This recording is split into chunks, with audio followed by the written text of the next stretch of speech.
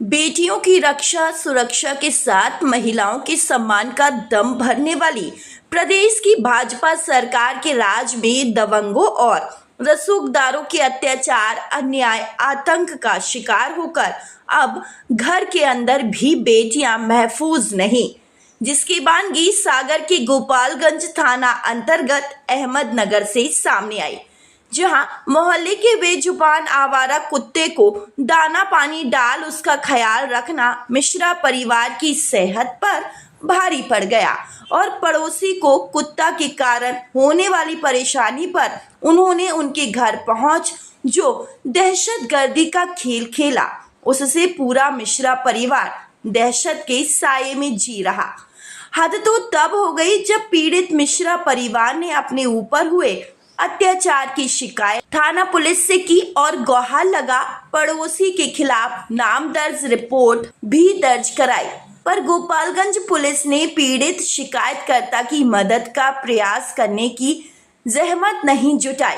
उल्टा जिन लोगों ने इस परिवार पर आतंक बरपाया उसका ही साथ दे पीड़ित शिकायतकर्ता पर ही मामला बना डाला, जहां घटनाक्रम को 1 महीने होने के बाद भी मिश्रा परिवार के द्वारा दर्ज शिकायत पर उनके बयान भी नहीं हुए और पड़ोसी की शिकायत पर जांच विवेचना का दौर शुरू हो गया। पीड़ित मिश्रा परिवार का आरोप है कि दीपेंद्र राजपूत पुलिस में है, उसकी दहशत डर से कोई सामने नहीं आ रहा।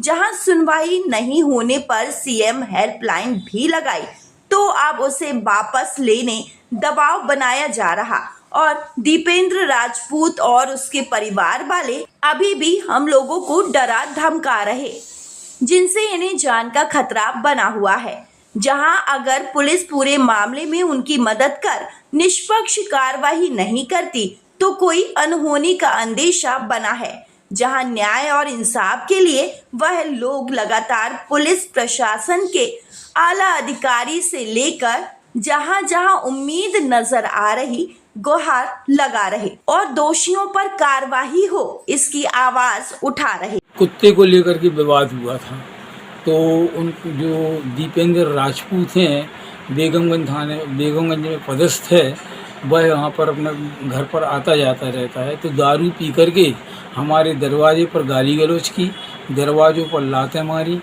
तो अचानक हमारे दरवाजे खुल गए। तो बच्चियों को बाहर निकाल करके उन्होंने राड के द्वारा एवं लाठी के द्वारा उन्होंने उस पर प्रहार किया।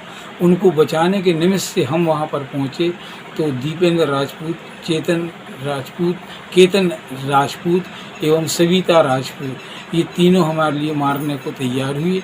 अचानक में लाठी लग जाने के कारण बेहोश हो गया। हमें जिला चिकित्सालय भर्ती किया गया। दूसरे दिन मालूम पड़ा कि वह वहाँ पर से निकलता है तो कहता मैं पुलिस वाला हूँ, देखते हैं, अभी तो हमने एक दो के हाथ पांव तोड़े हैं और हम पूरे घर को मार कर रख देंगे, ये धमकी देता हुआ वहाँ से निकल जाता है।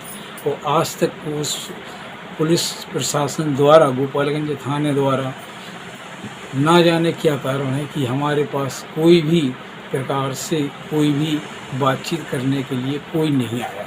अब ऐसा ना हो कि पुलिस वाले का साथ दे रहे हों। हमारे घर से 3 लोग घायल हुए थे, जिसमें दूसरे नंबर की बच्ची ये है, उसके हाथ में उन्होंने कोई धारदार चीज़ मारी थी। अंगूठे में 8 टाँके आई हुई हैं। टाँके कटने के बाद एक्सरे करवाया गया तो 2 जगह से उसके हाथ में फ्रैक्चर है अंगूठे में। बड़ी बच्ची को भी मारा था, उसके पैरों में यहाँ पर उनके पूरे में चोट थी। अब ये हम ये चाहते हैं कि यह कार्रवाई सही तरीके से शुद्ध साफ हो और न्यायप्रिय हमारे लिए उचित।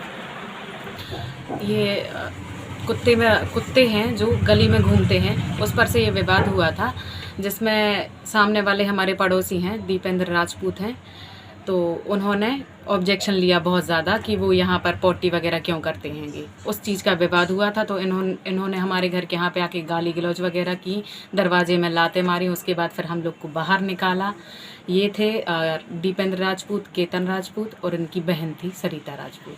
ये तीनों लोगों ने हम लोग के साथ में निकाल के डंडे से, रॉड से और धारदार हथियार से इन लोग ने हम लोग के लिए पीटा। हम लोग बेहोश भी हो गए थे, बेहोशी की हालत में भी इन लोगों ने हम लोग के लिए मारा।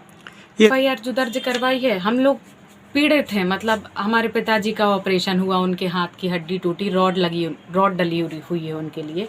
छोटी सिस्टर के हाथ में यहाँ पर 6 टाके आए हैं, 7 टाके आए हैं, उसका फ्रैक्चर भी निकला हुआ है अभी। अब हम लोग के ऊपर काउंटर केस बना दिया गया है, जो कि कहाँ से है। उनके यहाँ परिवार से किसी को चोट नहीं है। हम लोग कम से कम 10 से 15 दिन हॉस्पिटल, डिस्ट्रिक्ट हॉस्पिटल में हम लोग तीनों लोग एडमिट रहे हैं। तो अब ये कहाँ का न्याय हो गया? ये हम लोग के पास उनके तरफ से जो है विवेचना करने वाले, वो हम लोग के घर आ रहे हैं, आधार कार्ड फोटो वगैरह मांग रहे हैं, बोल रहे हैं कि आप मतलब ये इनका जमानत करने के लिए मुचलका वगैरह भरा जाता है, उसके लिए वो हम लोग से बोल रहे हैं। तब मैंने वो पेपर पढ़ा तो हमने कहा, जब हम लोग के हॉस्पिटल में इतने दिन हम लोग एडमिट रहे, कोई भी एक पुलिसकर्मी नहीं आया, ना हम लोग के बयान लिए गए।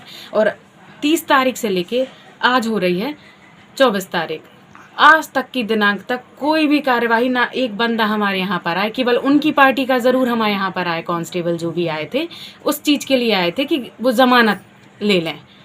अब ना हम लोग के बयान हुए, ना धाराएं बढ़ाई गई हैं, तो अब हम लोग किस चीज़ पे, किसके ऊपर आश्रित रहे? SP साहब को भी हम लोग ने आवेदन इसलिए दिया कि जो काउंटर केस बनाया गया, आप उनके परिवार वालों का देखें, कौन एडमिट रहा है, किसके लिए कितनी चोट आई हैं और किन की हालत सबसे ज़्यादा गंभीर है। तो अब न्याय चाहते हैं ताकि सही तरीका का न्याय तो मिले हम लोगों को। यहाँ- तो बिल्कुल, अगर कोई और व्यक्ति की ये घटना हुई होती, ये कांस्टेबल नहीं होते, अगर कोई अदर व्यक्ति की हुई होती तो अभी तक ये बताइए 24 घंटे नहीं 12 घंटे में वो जेल के पीछे, सलाखों के पीछे होता वो, और उसकी कड़ी से कड़ी कार्यवाही और धाराएं लगाई गई होती। आज ये बंदा कांस्टेबल है, इसलिए आज उसका इतना पुलिस विभाग भी सहयोग कर रहा है, सभी सहयोग कर रहे हैं। हम गरीब लोगों का कुछ नहीं हुआ।